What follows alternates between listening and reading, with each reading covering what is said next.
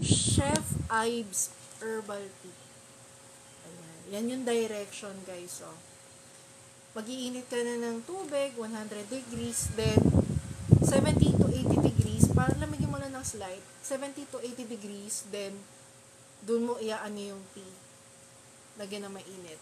Mga at least 70 to 80 degrees. Palalamigin mo ng slight, palipasin mo yung kulo, di ba? Then, tsaka mo isasalin yung may itatubig sa tea bag. Ganyan siya. Tapos, once na nilagyan mo siya ng enough water, kung ano yung prefer mo, kung gaano kadae, isisip mo siya for 5 minutes. Then, after that, stir, then iinumin mo siya. So, guys, sino mga mahihilig sa tea dito?